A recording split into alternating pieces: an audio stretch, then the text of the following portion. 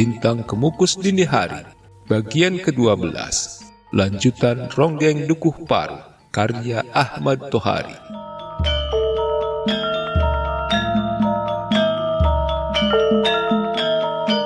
Bakar termenung sejenak, mengangguk-ngangguk, kemudian wajahnya kembali tenang. Baiklah, kukira kalian memang perlu istirahat. Dan sampean hendaknya menggambil kembali lambang partai dan papan nama itu dari Dukuh Paru. Tidak sejauh itu. Biarkan papan itu terpasang di sana. Aku tak akan mengambilnya. Siapapun tidak boleh menyingkirkannya. Siapa yang berbuat begitu, pasti akan menghadapi kemarahan pemuda-pemudaku. Nah, kalian tidak ingin melihat kerusuhan, bukan? Srintil bersama kakeknya pulang dengan hati lega. Keduanya merasa telah keluar dari keterikatan yang semula sulit dihindarkan. Sakarya berharap akan kembali melihat Dukuh Paru mapan seperti semula. Pada ujung usianya, Sakarya tidak ingin melihat pusakanya berubah. Memang di sana masih ada lambang partai serta simbol sebuah lembaga kesenian. Namun hal itu bisa diterima oleh Sakarya sebagai nilai tukar seperangkat pengeras suara yang diberikan oleh Bakar kepada orang-orang Dukuh Paru.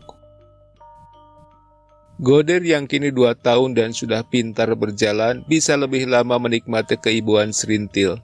Siapa mengira bahwa antara keduanya hanya dihubungkan oleh naluri dasar seorang perempuan dan kebersihan hati seorang bayi. Tubuh Goder yang selalu telanjang, gemuk seperti terong, subur seperti kecambah. Bersama Srintil, Goder memperoleh banyak hal yang tidak pernah diterima oleh bayi-bayi Dukuh Paru lainnya. Dia mempunyai semua mainan yang bisa dibeli di pasar Dawuan. Kadang Srintil bahkan berbuat hal yang berlebihan. Misalnya membeli beberapa ekor kambing atas nama Goder, memotong ayam atas nama Goder, dan sebidang sawah yang dibeli Srintil tahun lalu kini tercatat atas nama Goder. Orang mengatakan Srintil demikian memanjakan Goder karena dia khawatir anak itu akan diambil kembali oleh emaknya, Tampi. Boleh jadi. Namun Srintil sendiri merasa kebaikannya terhadap Goder belum senilai dengan kebahagiaan yang dia rasakan karena bisa memeluk anak itu setiap hari. Goder adalah harapan masa depan bila nasib kebanyakan ronggeng terjadi pula atas dirinya. Hidup sendiri di hari tua karena peranakan rusak. Beberapa hari lamanya calung ronggeng Dukuh Paru tetap tersimpan di tempatnya. Dukuh Paru terasing dari kebisingan rapat-rapat dan pawai-pawai politik yang panasnya menjerang desa-desa di sekitarnya. Dengan mengambil sikap tidak mau tahu dan membisu, orang-orang di sana yakin telah memelihara pendukuhan dalam wataknya yang asli. Namun ketenangan Dukuh Paru tidak berlangsung lama. Suatu hari Sakarya menangis keras karena mendapati cungkup makam Ki Secamanggala Poranda dirobohkan orang. Dukuh Paru terluka parah tepat pada sisinya yang paling peka. Dalam sekejap, semua warga naik ke pekuburan di puncak bukit itu. Anak-anak dituntun emaknya. Sakum yang buta terlunta-lunta mengikuti langkah anaknya, semuanya dengan kesedihan dan kemarahan yang tidak kepalang. 2 orang perempuan tua menangis, sungguh-sungguh menangis. Ini pasti ulah Bakar, asup buntung dia. Bajingan, umpat Sakarya dengan suara parau. Monyet munyuk itu jengkel karena kita tidak mau lagi bekerja sama dengan mereka. Asup buntung. Kita tidak bisa menerima semua ini, teriak Kartareja. Oh Eyang, semoga yang merusak makammu ini mampus termakan patek dan bubul, atau Raja Singa sekalian. Hei Darkim, cabut dan bakar lambang partai di mulut jalan itu. Cabut juga papan nama di depan rumah Kartareja. Seorang muda yang disebut Darkim lari menuruni bukit pekuburan Dukuh Paru, siap menjalankan perintah Sakarya. Tetapi seorang laki-laki lain menghentikannya. Yang terakhir ini muncul dari balik semak membawa sebuah caping bambu bercat hijau, bertuliskan sesuatu yang tak seorang pun bisa membunyikannya. Caping ini kutemukan di balik semak. Kita tak pernah mempunyai barang seperti demikian. Ini pasti milik bajingan-bajingan yang telah merusak cungkup makam. Suasana menjadi hening tetapi tetap tegang. Semua mata memandang caping hijau itu. Dan meski mereka tak bisa membaca, tetapi mereka telah mengerti sesuatu. Caping hijau, Orang-orang Bakar tak pernah memakai caping seperti itu. Sakarya menjatuhkan pundak dan mendesah. Sambil menggendong kedua tangan, orang tertua di Dukuh Paruk itu berjalan berkeliling menatap reruntuhan cungkup makam. "Pulanglah anak-anak, ambillah pekakas kalian. Kita perbaiki cungkup Eyang Secamenggala sekarang juga." Berita tentang perusakan makam Ki Secamenggala cepat tersebar kemana-mana. Tanpa seorang Dukuh Paruk pun menceritakan hal yang merampas kehormatan mereka itu keluar. Dan para perusak yang memakai caping hijau pada tahun 1965 itu, siapapun tahu kelompok petani mana yang suka berpawai atau berkumpul dalam rapat dengan tutup kepala seperti itu.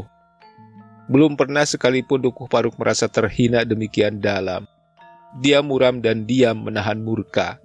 Semua warga memusatkan kebersamaan rasa, siap membayar kembali dengan tunai penghinaan yang telah mereka terima. Dan balas dendam itu hanya tertunda karena orang-orang Dukuh Paruk belum menemukan nama para penghina itu. Polisi yang mendapat laporan kejadian di Dukuh Paruk hanya menambah kekecewaan orang di sana. Sampai 5 hari lamanya polisi belum bisa memberi keterangan siapa sebenarnya para pelaku. Bahkan polisi membuat Sakarya lebih jengkel dengan melarang keras orang Dukuh Paruk mengambil tindakan sendiri dalam masalah makam Ki Secamenggala itu. Akhirnya orang Dukuh Paruk menemukan jalan buat melampiaskan murka. Bukan dengan jalan mengayun parang atau meninju kepala orang-orang bercaping hijau, melainkan dengan cara menerima ajakan Bakar untuk meramaikan kembali rapat-rapat propaganda. Srintil kembali menari dengan semangat luar biasa. Dia tidak peduli lagi apakah menari demi keramaian rapat sesuai dengan roh sejati seorang ronggeng. Dengan tarian yang lebih berani dan menantang, Srintil merasa sedang membalas serangan orang-orang bercaping hijau atas nama Dukuh Paruk, atas nama arwah Ki Secamenggala yang makamnya baru saja dirusak orang. Saku menemukan kembali cirinya, membakar setiap pentas dengan seruan-seruan yang jitu dan cabul. Bahkan Sakum ikut berteriak lantang ketika dalam pidatonya Bakar mengucapkan kata-kata serangan terhadap kaum bercaping hijau. Murka tidak kepalang yang mengusik Dukuh Paruk membuat ronggengnya tidak kehabisan semangat. Pada akhir bulan September 1965, Srintil sudah 2 minggu manggung terus-menerus di arena pasar malam di lapangan kota Dawuan atas nama kelompok Bakar. 2 minggu yang jor-joran, syarat dengan pemberontakan budaya. Tayub yang secara resmi dilarang pemerintah pada pasar malam bulan September 1965 itu digalakan kembali dengan semena-mena. Siapa saja boleh naik panggung rakyat buat berjoget atau menciumi Srintil sepuas hati, cuma-cuma. Sampailah hari pertama bulan Oktober, hari pertama yang disusul hari-hari berikutnya, suatu masa yang tidak bisa dimengerti oleh siapapun di Dukuh Paruk. Tiba-tiba mereka merasakan kehidupan menjadi gagu dan limbung. Pasar malam bubar tanpa pengumuman apapun. Dawuan, terutama pasarnya yang biasa ramai, kian hari kian sepi. Orang-orang kelihatan lebih banyak diam dan menunggu. Kebingungan yang melanda Dukuh Paruk sedikit demi sedikit mencair. Dimulai dengan selentingan berita bahwa di Jakarta, sebuah negeri antah berantah bagi orang Dukuh Paruk, telah terjadi pembunuhan-pembunuhan. Pelaku pembunuhan adalah orang-orang semacam Bakar. Korbannya adalah pejabat-pejabat negara. Tetapi pada mulanya Dukuh Paruk menampik berita ini. "Itu kan baru kata orang," kata Sakarya. "Siapapun yang membawa kabar itu pasti tidak menyaksikannya sendiri." Kemudian suatu malam muncul Bakar bersama 3 temannya di Dukuh Paruk. Sakarya dan Kartarja yang ingin bertanya tentang banyak hal hanya mendapat jawaban singkat. Dan Bakar kelihatan sudah kehilangan ketenangannya. "Pokoknya tidak ada apa-apa. Kalian mesti tetap tenang." "Sampean sendiri kelihatan gugup," kata Sakarya. "Terus teranglah, apa yang sebenarnya sedang terjadi?" "Di Jakarta para tentara sedang saling bunuh." "Perang?" "Ya." "Akan sampai ke sini?" "Bisa jadi." "Kami harus bagaimana?" "Tenang," kataku. "Kalian tidak tahu apa-apa. Dan satu hal, kami akan berada di sini 2-3 hari. Tetapi kalian harus tutup mulut. Jangan banyak bicara bila tidak ingin ada pelor nyasar. Bakar lenyap setelah 3 hari berada di rumah Sakarya. Selama itu, dia bersama teman-temannya hanya keluar bila berhajat. Itu pun dilakukannya malam hari. Berita tentang Bakar sampai ke Dukuh Paruk seminggu kemudian. Rumahnya habis dimangsa api, juga beberapa rumah lain milik orang-orangnya. Polisi atau tentara menahan mereka. Aku makin tidak mengerti, Kang, kata Katerja kepada Sakarya suatu malam. Kabar di luar makin mengerikan. Terus terang aku khawatir Dukuh Paruk akan tetap dihubungkan dengan Bakar. Bila demikian halnya, bagaimana ya, Kang? Pertanyaan itu mengambang sekian lama tanpa jawaban. Beberapa orang yang menanti Sakarya membuka mulut akhirnya mengerti bahwa kami tua Dukuh Paruk itu pun dalam keadaan bimbang. Hanya karena sadar sebagai seorang sesepuh, maka Sakarya bertutur. Suaranya bergetar dalam tenggorokan. Inilah yang dulu saya katakan. Dalam hidup segala hal mestilah dilakukan pada batas kewajaran. Karena keselamatan berada di tengah antara dua hal yang saling berlawanan. Jadi keselamatan adalah jalan tengah, atau kewajaran, atau keberimbangan. Yang kita saksikan akhir-akhir ini adalah kehidupan yang serba tidak wajar, melampaui batas. Dan kehidupan takkan kembali berimbang sebelum dia mengalami akibat ketidakwajaran itu. Anakku, cucuku, kita sendiri telah ikut-ikutan lupa. Semua pendengar menundukkan kepala. Sakarya telah berbicara dalam bahasa dan wawasan Dukuh Paruk, sehingga tak ada makna yang luput dari pemahaman anak cucunya. Keheningan terus mengembang. Suara burung celebuk bersahutan mendaulat udara Dukuh Paruk. Orang di sana sudah terbiasa mendengar suara unggas itu. Tetapi kali ini mereka merasakan adanya pesan halus dari alam pekuburan Dukuh Paruk. Pesan yang tidak mudah dipahami dan yang hanya membuat orang-orang merasa kecil tak berdaya. Jadi kita harus bagaimana, Kek? Kata Srintil memecah keheningan. Kita hanya tinggal pasrah, eling dan waspada. Aku minta kalian yang muda-muda berjaga-jaga, meronda pedukuhan kita setiap malam. Yang tua-tua bersiap. Jumat Kliwon mendatang, kita akan membersihkan makam yang secah menggala. Kita akan selamatan. Mara bahaya yang mungkin menimpa kehidupan harus kita tumbal. Awal kemarau tahun 1966, malam yang sangat dingin menyertakan kecemasan yang meluas. Anjing-anjing liar yang beringas karena terangsang bau darah, atau mayat-mayat yang tidak diurus secara layak. Angin tenggara membawa bau bunga bangkai. Dini hari di langit timur muncul tanda keperkasaan alam. Lintang kemukus menggaris langit dengan ujungnya yang runcing kemilau. Suara malam ialah bunyi langkah sepatu yang berat dan letupan bedil sekali-sekali. Orang Dukuh Paruk belum sempat menyelenggarakan selamatan. Suatu malam, puluhan orang datang mengendap-endap mengepung rapat pemukiman terpencil itu. Kedatangan mereka diketahui oleh anak-anak muda yang beronda. Dukuh Paruk bangun buat mempertahankan diri. Semua laki-laki mengambil kentongan, memukulnya serentak hingga terjadi suasana genting tak terperikan. Semua perempuan ikut memukuli benda apa saja. Semua anak menjerit ketakutan. Para pengepung lari mengundurkan diri. Keesokan hari, semua orang Dukuh Paruk berkumpul di rumah Sakarya. Wajah mereka adalah wajah-wajah lugu yang menyimpan ketakutan luar biasa. Sakarya menangis. Di hadapannya berhimpun seluruh darah daging Ki Secamenggala yang datang mencari perlindungan. Mereka hanya bisa disamakan anak-anak ayam yang lari berlindung ke bawah sayap induknya dari sambaran burung elang. Perempuan-perempuan mengusap air mata. Anak-anak bergayut di lengan emak dengan pertanyaan besar muncul dari mata mereka yang masih bening. Semua laki-laki membisu. Aku akan pergi ke kantor polisi, kata Srintil tiba-tiba. Aku akan bertanya kepada mereka, apa kesalahan kita? Ya, aku setuju, ujar Katerja. Kami hanya meronggeng. Kita sama sekali tidak merojeng pada siapapun. Serintil, aku akan menyertaimu ke kantor polisi. Jangan cucuku, kamu harus tetap di sini bersamaku. Kamu jangan kemana-mana. Tangis Nyai Sakarya. Kita yakin tidak bersalah. Kita harus mencari pengayoman. Polisi harus memberi pengayoman kepada kita. Kaulah yang tidak bersalah. Kata-kata itu menimbulkan sedikit harapan dan percaya diri.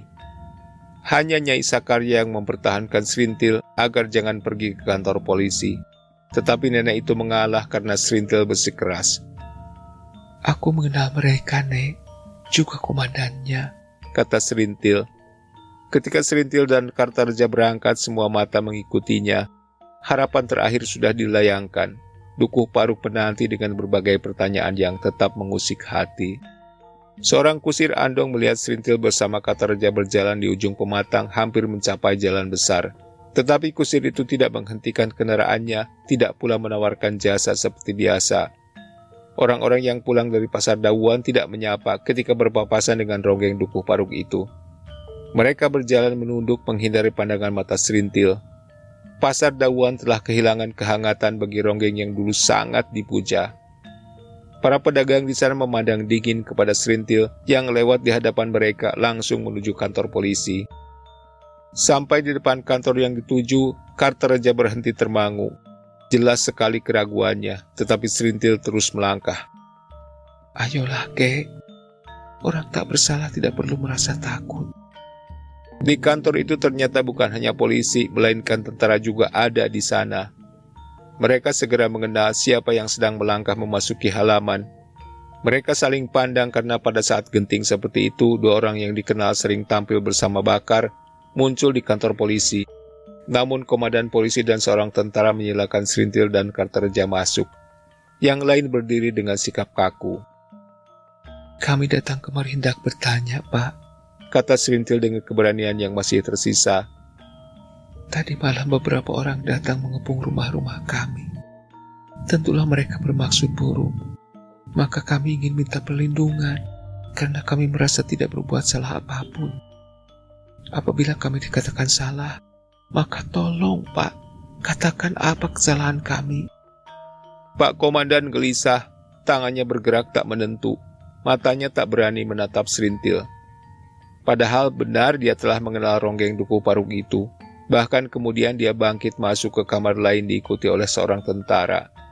Kedua laki-laki berpistol itu berbicara dengan suara kecil. Mereka malah datang sendiri. Bagaimana ini?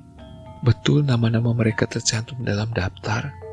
Ini lihat, kata komandan polisi sambil membuka catatan yang mulai kumal. Saya kira ini kebetulan.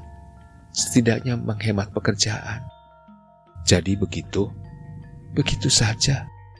Komandan keluar lagi, wajahnya keras, resmi. Pandangannya lurus ke depan, ke halaman kantor. Tentang orang yang mengepung Dukuh Paruk akan kami selidiki.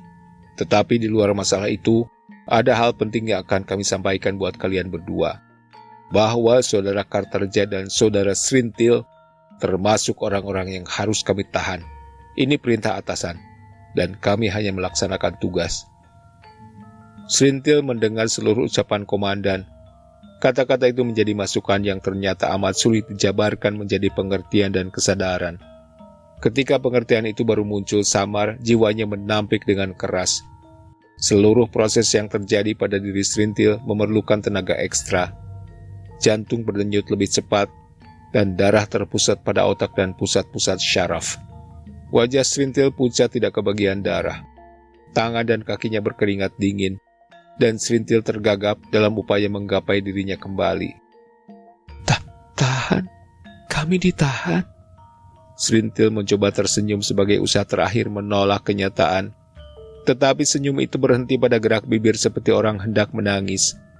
Lama sekali wajahnya berubah menjadi topeng dengan garis-garis muka penuh ironi. Topeng itu tidak hilang ketika dua orang berseragam membawanya ke ruang tahanan di belakang kantor. Serintil berjalan tanpa citra kemanusiaan, tanpa citra akal budi, tanpa roh. Serintil menjadi sosok yang bergerak seperti orang-orangan dihembus angin.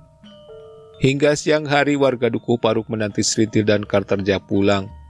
Mereka bergerombol-gerombol di dalam dan di luar rumah Sakarya. Tak seorang pun pergi bekerja. Sementara di langit burung dadali terbang berputar-putar mencari mangsa. Induk ayam berkotek-kotek menghimpun semua ayam di bawah lindungan sayapnya. Dukuh Paruk hampir senyap. Anak-anak pun kehilangan gairah bermain karena melihat orang tua mereka berwajah murung. Hanya terdengar suara kambing-kambing mengembik. Sejak pagi, ternak-ternak itu tidak dibukakan kandang, dan anak-anak yang menangis karena emak mereka tidak menyalakan api di tungku. Matahari sudah masuk ke belahan langit barat. 2 orang yang ditunggu belum juga datang. Wajah-wajah itu makin gelap. Makin sering terdengar suara mendesah. Dalam keheningan yang amat mencekam itu, tiba-tiba terdengar seorang anak berteriak. Ada orang datang. Beberapa orang lelaki menghambur keluar halaman. Di hati mereka terbit harapan. Tetapi harapan itu hanya sedetik tinggal, kemudian lenyap dan berubah menjadi ketakutan. Yang datang bukan Serintil, bukan pula Karterja, melainkan 5 orang berseragam. Sepatu berat dan bedil di tangan mereka lebih dari cukup buat melenyapkan darah dari wajah semua orang Dukuh Paruk, menghapus semua sisa keberanian dan rasa percaya diri. Dukuh Paruk mewakilkan dirinya kepada Sakarya. Kakek renta ini sejenak memejamkan mata, menghadap ke dalam diri sendiri buat membaca pesan yang dibawa oleh kilasan sang waktu.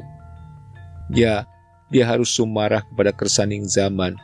Zaman yang telah nyata menampakkan diri sebagai 5 laras bedil dan 5 wajah membajak di hadapannya. Hidup adalah berperan menjadi wayang atas sebuah cerita yang sudah dipastikan dalam pakem. Keyakinan demikian tidak sedetik pun pernah lepas dari Sakarya. Membela diri dari nasib buruk ketika zaman sudah mengulurkan tangannya adalah sia-sia. Bukan hanya karena Sakarya telah kehilangan keberanian, tetapi karena dia percaya bahwa keperkasaan zaman mustahil tertandingi oleh kekuatan seorang manusia. Kedalaman jiwa Sakarya memungkinkannya mampu bersikap diam dalam arti yang sebenarnya. Wajahnya kembali hidup dan polos, siap menerima apapun dan perlakuan apapun. Diam yang pada saat-saat tertentu harus diambil sebagai sikap paling santun, manakala ketidakberdayaan manusia harus diperlihatkan.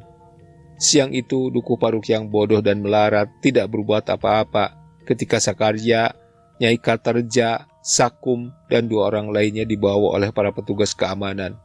Mereka digabungkan dengan Serintil dan Karterja dalam tahanan. Hanya air mata dan tangis perempuan. Dan ketakutan menghantu yang membuat Dukuh Paruk makin kuyuk dan lusuh. Dukuh Paruk tanpa Serintil, Sakarya, dan Karterja adalah Dukuh Paruk tanpa ronggeng. Dia tidak punya martabat apa-apa. Dan nasib sebenarnya yang harus dipikul oleh Dukuh Paruk baru terjadi 2 hari kemudian.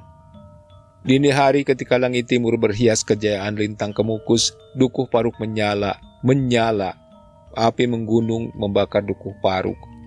Atap seng rumah Karterja membubung ke langit bersama asap tebal yang menjulang seperti pohon raksasa. Rumah Sakum yang compang-camping hanya bertahan beberapa menit sebelum jadi abu dalam kobaran yang gemuruh. Jerit tangis dan lolongan manusia disambut dengan ledakan-ledakan bambu terbakar. Kepanikan luar biasa di tengah ketidakberdayaan mempertahankan diri. Seorang perempuan berlari sengit sambil mengepit bayinya dalam ketiak dan berteriak-teriak mencari anak-anaknya yang lain. Ada laki-laki tua berdiri memeluk batang pinang hanya beberapa langkah dari onggokan api yang mulai membesar.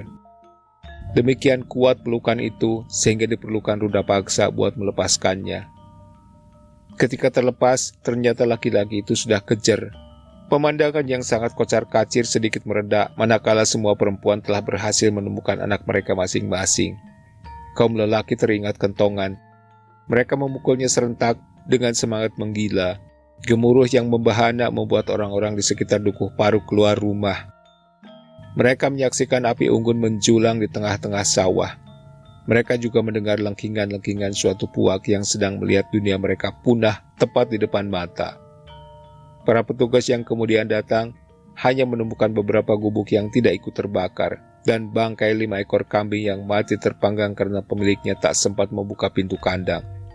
Orang-orang resmi itu tidak bisa tinggal lama di tengah bangkai Dukuh Paruk. Mereka harus menghadapi sekian puluh pasang mata yang menggugat pertanggungjawaban atas nama kemanusiaan. tetapi mereka tidak bisa memberikan apa-apa. Banyak cerita yang dilontarkan orang tentang kepunahan Dukuh Paruk. Ada yang mengatakan Dukuh Paruk telah menerima bagiannya yang sah. Sang Maha Sutradara memiliki selera dalam menggelar permainannya berupa alam semesta ini. Tetapi Dukuh Paruk, sadar atau tidak, telah mengabaikannya. Pendapat lain mengatakan, itulah hukum dialektika pergolakan politik yang acap kali berupa ironi sejarah dan ironi kemanusiaan. Musnahnya Dukuh Paruk hanya salah satu bukti yang kecil. Ada lagi yang berpendapat peristiwa yang dialami oleh Dukuh Paruk tidak berlatar perkara yang canggih melainkan sederhana saja. Di sana hanya ada perkara balas dendam para petani yang marah karena padi mereka dirojeng beberapa musim berturut-turut. Mereka tahu yang berojeng adalah orang-orang Bakar yang semuanya telah ditahan. Maka Dukuh Paruk terkena getah, setidaknya karena ronggengnya sering muncul bersama Bakar dalam rapat-rapat propaganda. Pendapat ini sekaligus menyepelekan kemungkinan terlibatnya sentimen keagamaan, juga sentimen politik karena Dukuh Paruk sepanjang sejarahnya tidak bisa memahami politik serta ideologi politik apapun. Masih ada satu pendapat yang amat bersahaja, bahwa yang telah terjadi di Dukuh Paruk tak lebih daripada banjolan sejarah yang hanya disebabkan oleh sebuah caping bambu bercat hijau. Apabila Dukuh Paruk tidak kelewat bebal, seharusnya mereka tahu bahwa Bakarlah orangnya yang merobohkan makam Ki Secamenggala. Dengan hanya meninggalkan sebuah caping hijau, Dukuh Paruk terkecoh. Kemarahannya tertuju kepada kelompok lain dan ronggengnya kembali bergabung dengan Bakar demi membayar kesumah terhadap kaum caping hijau. Segalanya bisa terjadi jauh berbeda bila ronggeng Dukuh Paruk ketika itu tetap meninggalkan kelompok Bakar. Ketika rerumputan mulai tumbuh di tanah reruntuhan Dukuh Paruk, banyak orang bertanya tentang seseorang yang telah sekian lama berperan dalam satu sisi kehidupan, Srintil. Di mana dia dan bagaimana? Bahwa pergolakan hidup Srintil yang sebenarnya baru dimulai sejak hari pertama dia masuk tahanan ada dalam sebuah catatan. Catatan itu diawali dengan kisah seorang ronggeng cantik berusia 20 tahun. Dia dipenjarakan secara fisik dan dikurung secara psikis dalam tembok sejarah yang muncul sebagai keserakahan nafsiyah serta petualangan. Diperlukan kondisi-kondisi tertentu agar orang bisa membuka catatan lengkap itu. Kondisi-kondisi itu bisa jadi berupa waktu yang mampu mencairkan segala emosi, atau kedewasaan sikap dan kejujuran agar orang memiliki keberanian mengakui kebenaran sejarah. Maka pada suatu ketika orang dapat membuka catatan tentang Srintil, atau catatan itu bakal lenyap selama-lamanya menjadi bagian rahasia kehidupan Dukuh Paruk.